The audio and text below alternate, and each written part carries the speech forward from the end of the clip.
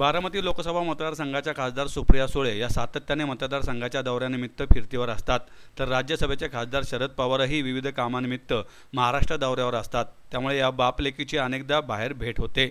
अनेक बैठकीत किंवा कार्यक्रमात हे दोन्ही खासदार एकत्रही दिसतात। आता त्यांचा एक नवा व्हिडिओ व्हायरल झालाय। त्यात या बाप-लेकीची भेट तळपत्या उन्हात भर रस्त्यात झाली आहे। आपल्या वडिलांचा ताफा बघून सुप्रिया सुळेंनी त्यांची गाडी थांबवली आणि भर उन्हात रस्त्यात गाडी थांबवून त्यांनी आपल्या आई-वडिलांची भेट घेतली। बारामती लोकसभा मतदारसंघातील इंदापूर येथील दौरा आटोपून खासदार सुप्रिया सुळे या पुरंदरकडे निघाल्या होत्या। त्याचवेळी मोरगाव रस्त्यावरून शरद पवार आणि त्यांच्या पत्नी प्रतिभा पवार हे चारचाकी वाहनातून बारामतीच्या दिशेने जात होते।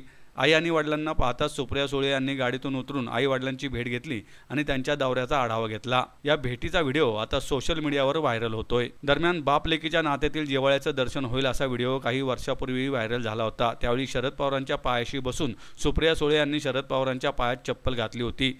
लातूर जिल्ह्यातील किल्लारीच्या भूकंपाला आज 30 वर्ष पूर्ण झाले। त्या दिवशी राष्ट्रवादी काँग्रेसचे सर्वेसर्वा शरद पवार हे लातूरात होते। त्यावेळी सुप्रिया सुळे यांनी शरद पवार यांच्या पायाशी बसून त्यांनी स्वतःच्या हाताने पवारांच्या पायात चप्पल घातली होती। हा व्हिडिओ सोशल मीडियावर चांगलाच व्हायरल झाला होता।